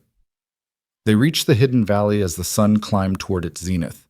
Jacob scouted the area carefully before signaling Clara to follow him toward the cave entrance. The valley appeared empty, but he remained cautious. "They took the horses," he said grimly, examining the trampled ground near the cave mouth. "And our supplies." Clara felt her heart sink. Without food and equipment, their chances of long-term survival in the wilderness were slim. "Wait," Jacob said, studying the tracks more carefully. "These prints—" "Clara, come look at this." She joined him beside the clearest set of hoofprints in the soft earth near the stream. Even to her untrained eye, she could see that this print was different from the others, larger, with an unusual chip in the left front shoe. "That's the horse," Jacob said with growing excitement. "The paint with the star marking I told you about. The one I saw the week before the Henderson murders." Clara felt her pulse quicken. "Are you certain?" "Positive. Look at that chip, it's distinctive. I noticed it when I saw those 3 riders near Willow Creek." "So one of the search party members was also in the area when the murders occurred." "More than that, Clara. Look at these tracks. This horse didn't come with the main search party. These prints lead away from the valley, not toward it. Someone was here before the others arrived." Clara studied the confusing maze of tracks, trying to understand what Jacob was seeing. "What does that mean?" "It means someone knew we would come here. Someone who was familiar enough with these mountains to know about the hidden valley and the cave system." A chill ran down Clara's spine as the implications became clear. "Someone was waiting for us," Jacob nodded grimly. "And that someone has connections to the Henderson murders." They followed the distinctive hoofprints away from the valley, moving carefully to avoid leaving their own trail. The tracks led northeast toward a part of the mountains Clara had never seen. Where could they be going? She asked. There's an old trading post about 10 miles in this direction. Been abandoned for years, but it would make a good hideout for someone who didn't want to be found. As they traveled, Jacob shared more of his knowledge about the surrounding territory. He pointed out landmarks, distinctive rock formations, game trails, sources of fresh water. And Clara realized that despite being a fugitive, he had made these mountains his home in a way that few people ever managed. You really know this country, she observed. Had to learn it. A man on the run needs to know every cave, every trail, every place he might need to hide or find food. These mountains have kept me alive for 2 years. They paused at midday to rest and plan their next move. Clara was grateful for the brief respite. Her body, unaccustomed to such strenuous travel, was beginning to rebel against the constant physical demands. Jacob, what exactly are we hoping to accomplish? Even if we find whoever was riding that horse, what can we do? We're still fugitives. Even if we prove your innocence in the Henderson murders, you're still wanted for bank robbery. Jacob leaned back against a fallen log, his expression thoughtful. One thing at a time, Clara. If we can identify the real killer, maybe we can find a way to clear both charges. The same people who framed me for the bank robbery might have been involved in the Henderson murders too. But the Morse brothers are dead. You said so yourself. The brothers are dead, but that doesn't mean they were working alone. Bank robberies that sophisticated usually involve more than 3 men. Claire considered this possibility. You think there's a whole gang involved? I think there's a lot more to both crimes than anyone realizes. And I think whoever killed the Henderson family wanted to make sure I was blamed for it. The afternoon sun was beginning to slant through the trees when they finally spotted the abandoned trading post. It sat in a small clearing beside what had once been a well-traveled trail now overgrown with weeds and saplings. The building itself was larger than Clara had expected, a 2-story log structure with a wide front porch and several smaller outbuildings. Smoke was rising from the chimney, confirming that the post was currently occupied. Jacob studied the scene carefully through the trees. 3 horses in the corral. One of them is the paint. Clara squinted but could barely make out the animals at this distance. Can you see the star marking, clear as day? That's our horse, all right. They circled the trading post carefully, staying well within the tree line. Jacob was looking for the best approach, a way to get close enough to see who was inside without being spotted themselves. There, he whispered, pointing to a small window on the building's side. If we can reach that window, we might be able to see inside. They waited until the sun began to set, using the gathering shadows as cover for their approach. Clara's heart pounded as they crept across the open ground between the trees and the building. Every step seemed unnaturally loud, and she was certain they would be discovered at any moment. The window was higher than it had appeared from a distance, forcing Jacob to lift Clara so she could peer inside. What she saw made her gasp in recognition. Sheriff Hayes sat at a rough wooden table counting money from a leather pouch. Across from him sat 2 men Clara didn't recognize, one tall and thin, with a scar across his left cheek, the other shorter and stockier with graying hair. "Put me down," she whispered urgently. Once her feet were on solid ground, she quickly described what she had seen to Jacob. "Hayes," he said grimly, "I should have known." "Known what?" He was too eager to arrest me, too quick to dismiss any evidence that might point to someone else. And he showed up at the Henderson place awfully fast for someone who claimed to be responding to a report. Clara felt pieces of a puzzle beginning to fall into place. "You think he was involved in the murders?" "I think he was involved in a lot more than that.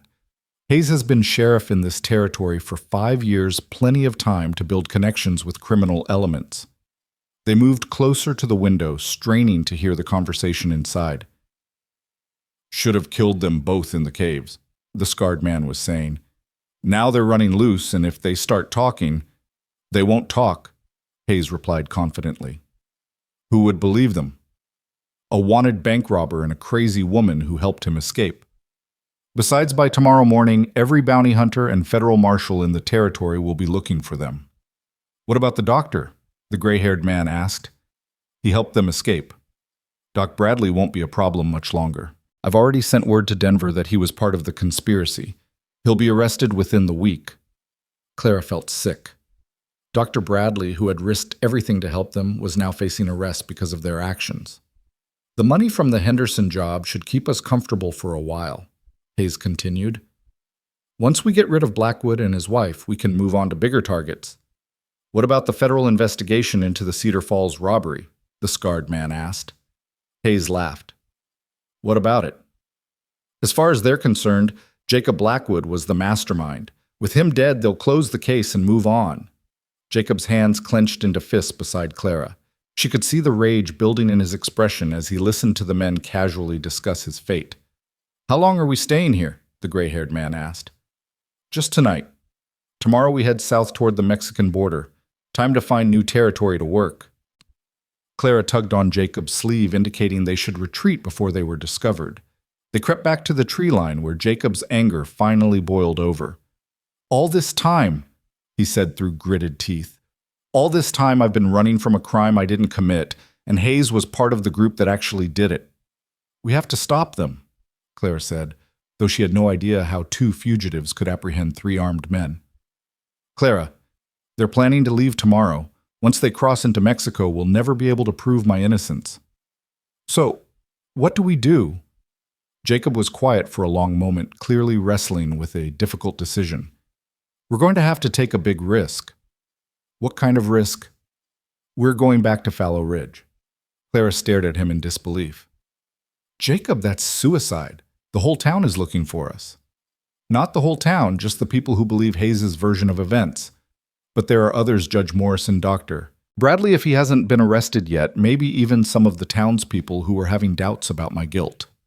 That's assuming we can reach them before Hayes gets back and has a shot on sight. Jacob nodded grimly.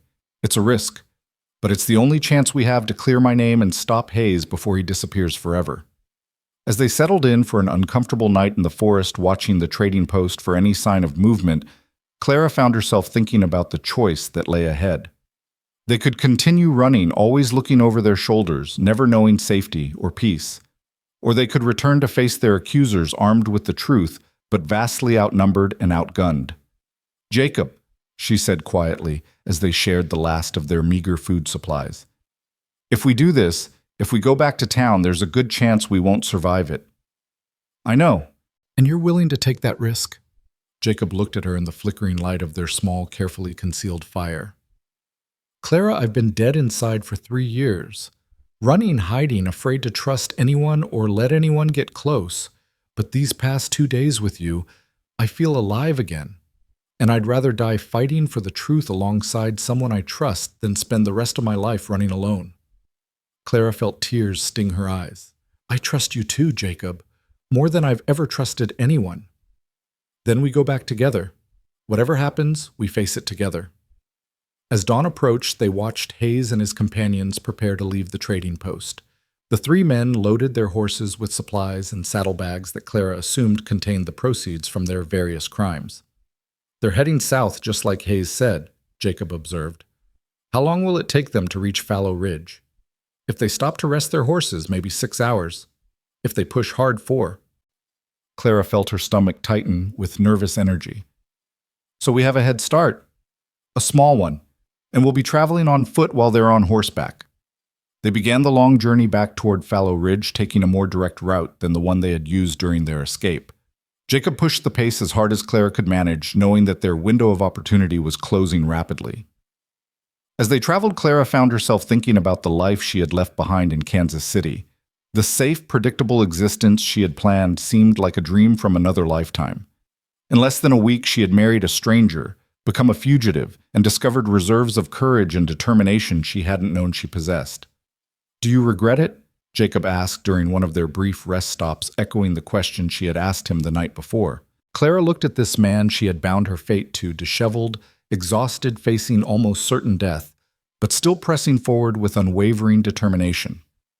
She thought about the alternatives. She could have stayed on that stagecoach return to Kansas City, found some other man to marry, and settle into a life of quiet desperation. She could have watched Jacob hang for a crime he didn't commit, and spent the rest of her life wondering what if. No, she said firmly. Whatever happens next, I don't regret a single moment of it. Jacob smiled, that rare transformative expression that made his entire face light up. Good, because I have a feeling the hardest part is still ahead of us. As the sun climbed higher and Fallow Ridge grew closer, Clara couldn't shake the feeling that Jacob was right.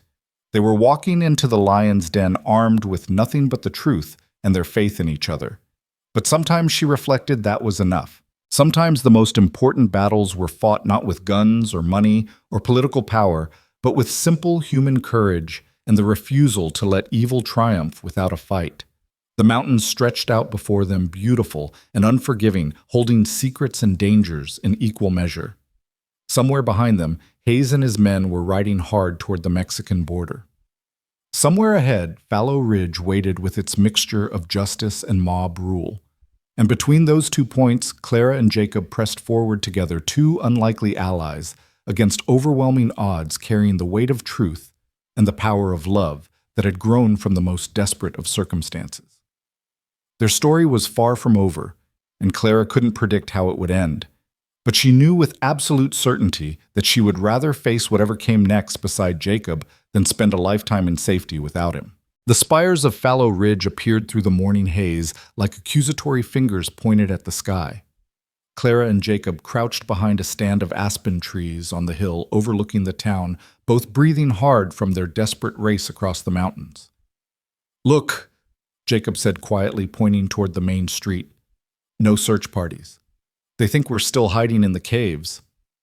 Clara studied the scene below. The town appeared deceptively peaceful in the early morning light, with shopkeepers opening their doors and women hanging laundry on lines behind their houses. It was hard to believe that less than 48 hours ago, these same people had been baying for Jacob's blood. "Where do we start?" she asked. "We can't just walk down Main Street and announce we're back." Jacob was scanning the buildings methodically, his gray eyes sharp with calculation. "Judge Morrison is staying at the hotel. If we can reach him without being seen, he might listen to what we have to say. And if he doesn't believe us, then we'll likely be dead before noon." Clara felt a familiar flutter of fear in her stomach, but it was tempered now by something stronger determination. They had come too far and risked too much to turn back now. "There's another problem," Jacob continued. "Hayes and his men will be back soon. Once they realize we're not in the mountains anymore, they'll come straight here." "How long do we have?" Jacob squinted at the sun's position. 2 hours, maybe 3 if we're lucky." They made their way carefully down the hillside, using every scrap of cover available. Jacob's knowledge of wilderness travel served them well. Even here, he seemed to know instinctively which routes would keep them hidden from prying eyes. The back alley behind the hotel was mercifully empty when they reached it. Jacob peered around the corner toward the main street before motioning Clara forward. "Room 12, he whispered. "Judge Morrison mentioned it yesterday when he was arranging the trial." The rear entrance to the hotel was unlocked, leading them into a narrow hallway that smelled of boiled cabbage and carbolic soap. Clara's heart hammered as they climbed the creaking stairs, every sound seeming unnaturally loud in the morning quiet. Jacob knocked softly on the door of room 12. After a moment, Judge Morrison's voice called out, "Who is it?" "Judge Morrison, it's Jacob Blackwood. I need to speak with you urgently." The silence that followed seemed to stretch forever. Then they heard the sound of furniture being moved, and the door opened to reveal Judge Morrison in his nightshirt, his white hair disheveled but his eyes alert. "Good Lord," he breathed, taking in their disheveled appearance. "What are you doing here? The whole territory is looking for you." "Judge, we have evidence that will prove my innocence," Jacob said urgently. "But we need your help." Morrison glanced nervously down the hallway. "Get inside quickly." The judge's room was small but comfortable, with a writing desk by the window and law books scattered across every available surface. Morrison gestured for them to sit while he pulled on a robe. "This is madness," he said, running a hand through his hair. "Breaking out of jail, helping a prisoner escape, Mrs. Blackwood. You've made yourself an accessory to a dozen felonies." "Judge Morrison," Clara said, "what if I told you that Sheriff Hayes was present at the Henderson murders?" The judge's expression shifted from exasperation to sharp attention. "What are you talking about?" Jacob leaned forward intently. "Last night we followed tracks from our hiding place to an abandoned trading post. Hayes was there with 2 other men dividing money and discussing how to eliminate us permanently." "That's a serious accusation, Mr. Blackwood. Do you have any proof?" Claire described what they had overheard at the trading post, including Hayes's admission of involvement in both the Henderson murders and the Cedar Falls bank robbery. Judge Morrison listened without interruption, his expression growing more grave with each detail. "Even if what you're saying is true," he said finally, "it's your word against a sworn officer of the law. Hayes has served this territory faithfully for 5 years. "Judge," Jacob said desperately, "there's more. The horse tracks at the trading post match those I saw near the Henderson place the week before the murders. One of Hayes's companions was riding a distinctive paint with unusual markings." Morrison stood and walked to the window, looking down at the street below. "Mr. Blackwood, even if I believed every word you've said, what exactly do you expect me to do? I'm one man in a town that wants to see you hang." "You're a federal judge," Clara said firmly. "You have the authority to order Hayes's arrest pending investigation." "On what grounds?" "The uncorroborated testimony of 2 fugitives." Jacob reached into his shirt and withdrew a folded piece of paper. "Judge, this is something I found at the Henderson cabin that day. I never told anyone about it because I knew how it would look." Morrison took the paper and unfolded it carefully. It was a crude map showing the Henderson property and the surrounding area with various notations in the margins. "This was hidden under a loose floorboard in the cabin," Jacob explained. "Someone had been planning that robbery for weeks, studying the family's routines, marking escape routes." The judge examined the map closely, his legal mind clearly working through the implications. "This handwriting, it's not yours." "No, sir. And if you compare it to Sheriff Hayes's official reports, I think you'll find some interesting similarities." Morrison walked to his travel bag and withdrew a folder of documents. He spread several official reports on his desk and compared the handwriting to the map Jacob had provided. The silence stretched out as the judge studied the documents. Finally, he looked up with an expression of grim realization. "The letter formation is identical," he said quietly. "This map was written by the same person who wrote these arrest reports." Clara felt a surge of vindication, but Judge Morrison was already moving to the next problem. "This evidence is compelling, but it doesn't explain how we're going to apprehend Hayes when he returns with armed companions. I'm a judge, not a sheriff, and the town's deputy is Hayes's man through and through." "What about Dr. Bradley?" Clara asked. "Is he still free?" Morrison nodded. "For now, though, Hayes has filed charges against him for aiding your escape. I suspect he'll be arrested as soon as Hayes returns." "Judge," Jacob said urgently, "Hayes and his men are planning to leave for Mexico today. If we don't stop them now, they'll disappear forever, and I'll spend the rest of my life as a wanted man." Morrison was quiet for a long moment, weighing his options. "There might be a way," he said finally, "but it would require considerable courage from several people, and there's no guarantee of success." "Tell us," Clara said. "We need to turn the town against Hayes before he realizes we know the truth. If we can present the evidence publicly, force Hayes to respond to the accusations in front of witnesses, we might be able to expose his guilt." Jacob shook his head. "Judge, the moment Hayes sees me in public, he'll shoot me down like a dog. No one in this town will blame him for it." "Not if you're under the protection of a federal court order," Morrison replied. "I can issue a temporary injunction requiring that you be held for proper federal trial rather than territorial jurisdiction." Clara felt a flicker of hope. "Would that work?" "It might if we can get enough people to witness the proceedings. Hayes won't dare murder you in front of half the town, especially if I've already publicly called his integrity into question." The sound of horses in the street below made them all freeze. Morrison rushed to the window and peered through the curtains. "It's too late," he said grimly. "Hayes is back and he's brought at least 6 men with him." Clara joined him at the window and saw Sheriff Hayes dismounting in front of the jail, his face dark with anger. The 2 men from the trading post were with him, along with several others Clara didn't recognize. "They must have realized we weren't in the mountains anymore," Jacob said. "Probably found our tracks leading back toward town." Hayes was gesturing angrily at his men, clearly organizing a search. Even from a distance, Clara could see the tension in his movements, the way his hand rested on his gun butt. "Judge," Jacob said urgently, "you need to get out of here. If Hayes discovers you've been helping us—" "I'm not going anywhere," Morrison said firmly. "I've heard enough evidence to convince me that a terrible injustice has been done and I intend to see it corrected." A knock at the door made them all jump.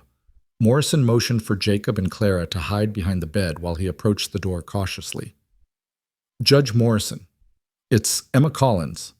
I need to speak with you urgently." Morrison opened the door to reveal Emma, her face pale with fear and her hands shaking. "Mrs. Collins, what's wrong?" Emma glanced nervously down the hallway before stepping into the room. "Judge, my husband Tom is downstairs with Sheriff Hayes. They're organizing search parties to find the Blackwoods and Tom." She paused, struggling with the words. "Tom has been drinking, and he's talking about what they'll do when they catch them. It's not going to be an arrest, Judge. It's going to be a lynching." Morrison's expression hardened. "How many men does Hayes have with him?" "Maybe a dozen now, and more arriving every few minutes. Half the men in town are joining the search." Jacob emerged from behind the bed, and Emma gasped in shock. "Mr. Blackwood, what are you doing here?" "Mrs. Collins," Claire said, also stepping into view, "we need your help. Sheriff Hayes is not what he appears to be." Emma listened in growing amazement as they quickly explained what they had discovered at the trading post. When they finished, she sank into a chair, her face white with shock. "My God," she whispered. "Tom has been defending Hayes all week, saying anyone who questioned the sheriff was a fool or a traitor." "Mrs. Collins," Judge Morrison said gently, "I need you to do something very dangerous. Can you get word to Dr. Bradley without arousing suspicion?" Emma nodded slowly. "I think so. What do you want me to tell him?" "Tell him to ring the church bell 3 long rings, then 3 short, then 3 long again. That will bring people to the square for an emergency town meeting. But Judge, if Hayes realizes what we're doing, he'll try to stop us. That's why we need to move fast." Emma hurried out to deliver the message while Morrison began preparing the documents he would need for the impromptu trial. Jacob paced the small room like a caged animal, clearly struggling with the prospect of exposing himself to public scrutiny again. "Jacob," Clara said, taking his hands in hers, "we can still run. We could slip out the back way and disappear into the mountains again." He looked down at her, his gray eyes reflecting a mixture of fear and determination. "And spend the rest of our lives hiding. Never able to settle anywhere, never able to build anything permanent. We'd be alive. Would we? Or would we just be existing day by day, never truly living?" The church bell began to toll in the pattern Judge Morrison had specified. Within minutes, they could hear voices in the street as people emerged from their homes and businesses to see what the emergency was. "It's time," Morrison said, gathering his papers. "Mr. Blackwood, I want you to wait here until I call for you. Mrs. Blackwood, you'll come with me initially to serve as a witness." Clara felt her stomach clench with nerves, but she nodded. They had committed to this course of action, and there was no turning back now. Morrison and Clara made their way downstairs and out onto the hotel's front porch. A crowd was already gathering in the town square, confused but curious about the unusual summons. Sheriff Hayes pushed through the crowd toward the hotel, his face dark with suspicion. "Judge Morrison, what's the meaning of this? I'm conducting a manhunt for 2 dangerous fugitives, and you're calling town meetings." "Sheriff Hayes," Morrison replied in a voice that carried clearly across the square. "I'm calling this meeting because new evidence has come to light regarding the Henderson murders." The crowd buzzed with excitement and confusion. Hayes's hand moved instinctively toward his gun, but he checked himself in front of so many witnesses. "Judge, with all due respect, the case is closed. Jacob Blackwood killed that family, and now he's escaped justice with the help of that addled woman he married."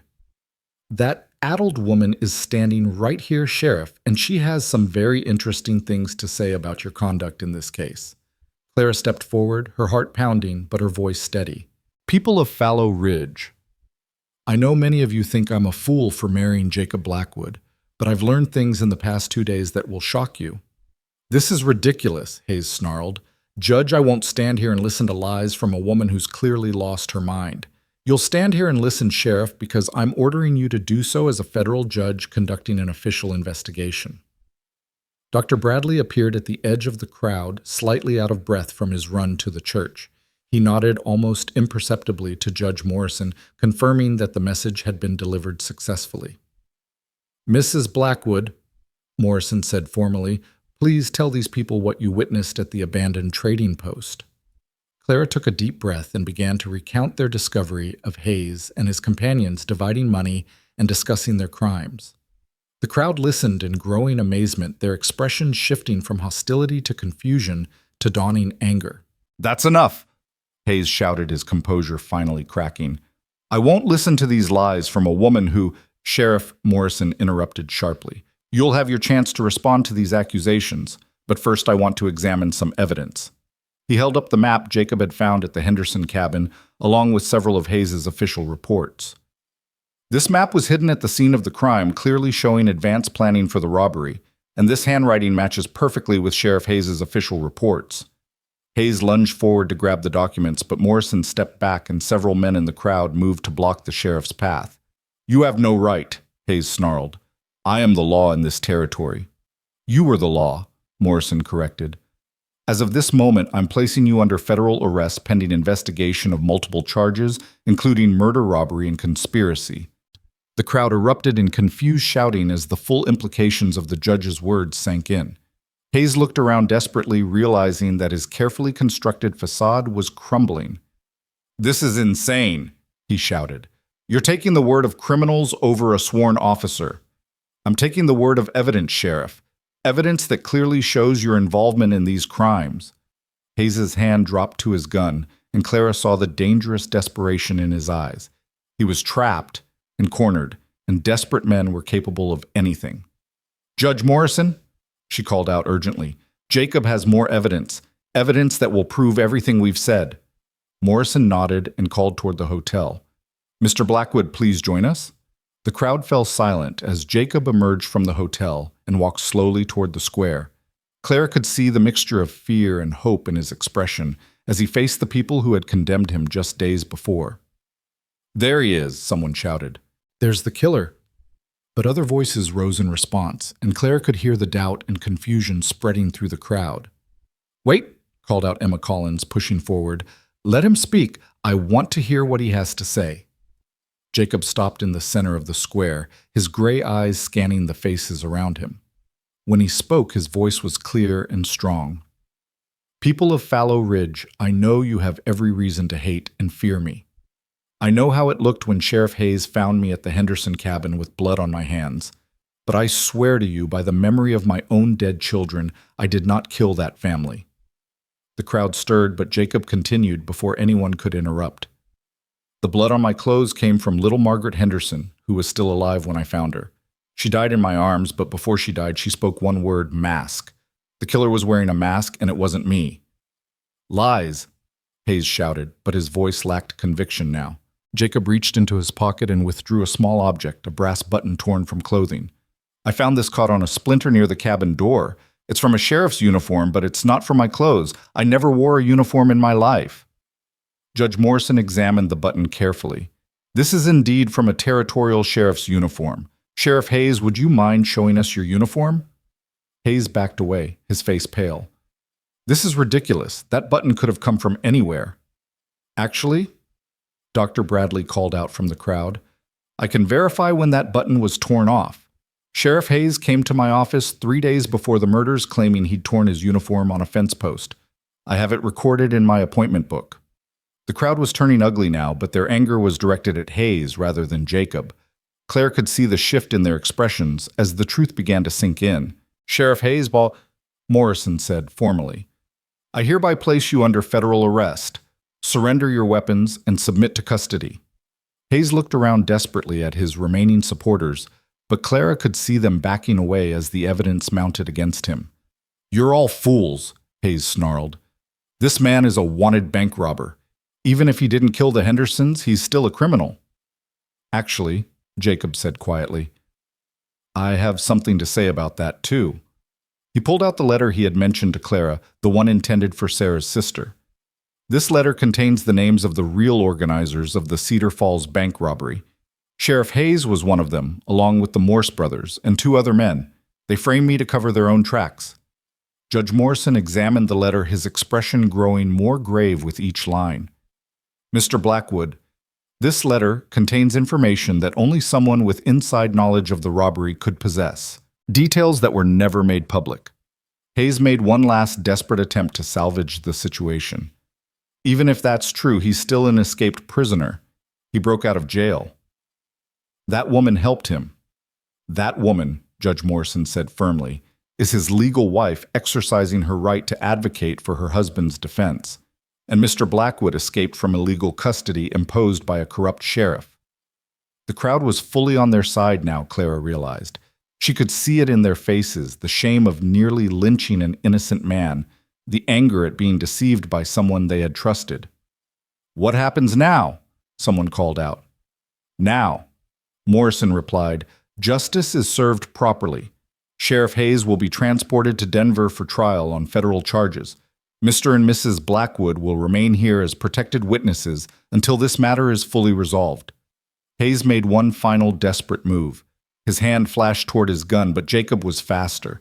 The big man lunged forward and knocked Hayes to the ground before the sheriff could draw his weapon. "It's over, Hayes," Jacob said quietly, pinning the corrupt sheriff to the dirt. "It's finally over." As the townspeople began to disperse, talking excitedly among themselves about the dramatic revelations, Clara found herself standing beside her husband in the place where their strange journey had begun. "So what happens now?" she asked, echoing the question from the crowd. Jacob looked down at her, and she saw something in his gray eyes that hadn't been there before peace.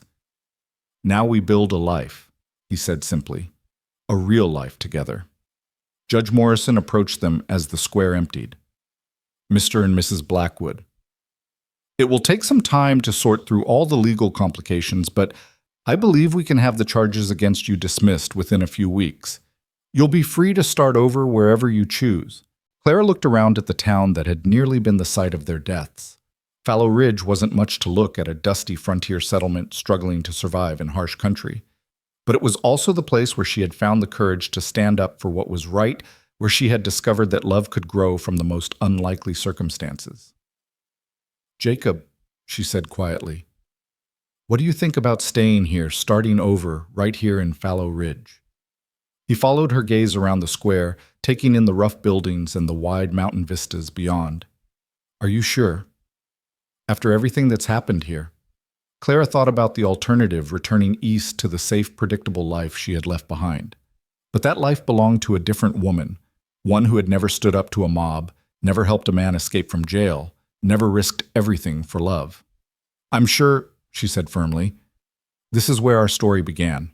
I think it's fitting that it should continue here too." Dr. Bradley approached them, his medical bag in hand and a smile on his weathered face. "Mrs. Blackwood, if you're planning to stay in Fallow Ridge, you're going to need proper clothes. That traveling dress has seen better days."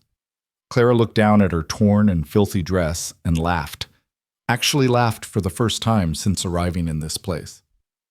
"Dr. Bradley, I think you're right. But somehow I suspect the woman who wears those new clothes will be quite different from the one who arrived here 3 days ago." "Different how?" Jacob asked. Clara reached for his hand, lacing their fingers together, as she had learned to do during their desperate flight through the mountains. "Stronger," she said simply. "Braver. More willing to fight for what matters." As the sun climbed higher over Fallow Ridge, casting long shadows across the dusty street, Clara and Jacob Blackwood stood hand in hand in the place where they had nearly died, planning the life they would build together. It wouldn't be easy. Nothing about their relationship had been easy so far. There would be challenges ahead, suspicions to overcome, trust to rebuild with their neighbors. But they had already proven that they could face anything together. Emma Collins approached them hesitantly, her face still pale from the morning's revelations. "Mrs. Blackwood, I owe you an apology. We all do. We nearly made a terrible mistake." Clara squeezed Jacob's hand and smiled at the younger woman. "We all make mistakes, Emma. What matters is what we do when we realize we've been wrong." As the day wore on and the truth spread throughout Fallow Ridge, more townspeople approached to offer their apologies and their welcome. It would take time for trust to fully develop, but Clara could see the beginning of acceptance in their faces. That evening, as they sat on the porch of the hotel, watching the sun set over the mountains, Jacob turned to Clara with a question that had been weighing on his mind. "Clara, do you ever wonder what would have happened if you had never gotten off that stagecoach?" If you had just continued on to wherever it was going, Claire considered the question seriously. She thought about the woman who had arrived in Fallow Ridge 3 days ago, frightened alone, abandoned by the man she had trusted. That woman had been looking for safety and security for someone else to take care of her and make her decisions. I think, she said slowly, that woman would have found another Thomas eventually, another man who promised safety in exchange for her independence, and she would have lived a perfectly respectable, perfectly safe, perfectly miserable life. And you prefer this uncertainty danger starting over with nothing? Clara looked at her husband. This complicated, honorable, wounded man who had given her the chance to discover who she really was. Jacob, 3 days ago, I thought I knew exactly what I wanted from life. A comfortable home, a respectable husband, a predictable future. But those things would have cost me something precious, the chance to find out what I was truly capable of. The first stars were beginning to appear in the darkening sky, and Clara could hear the sound of music drifting from the saloon down the street. Fallow Ridge was settling into its evening routine, a routine that now included the Blackwoods as permanent residents rather than fugitives. So, no regrets? Jacob asked. Clara leaned against his shoulder, feeling the solid warmth of his presence, the steady rhythm of his breathing. No regrets? She said firmly. Not a single one. As night fell over Fallow Ridge, Clara and Jacob Blackwood sat together planning their future in a place that had nearly been their grave. They had found each other in the darkest of circumstances, forged a bond strong enough to survive betrayal and pursuit and the threat of death. Now finally, they were free to discover what that bond might become when nurtured by peace and time, and the simple blessing of hope. Their story had begun with a desperate gamble in a dusty town square. It would continue with the patient work of building a life together one day at a time, one choice at a time, one act of love at a time. And in the end, that was perhaps the greatest victory of all, not just clearing Jacob's name or exposing Hayes' corruption, but proving that sometimes the most unlikely love stories were also the most enduring.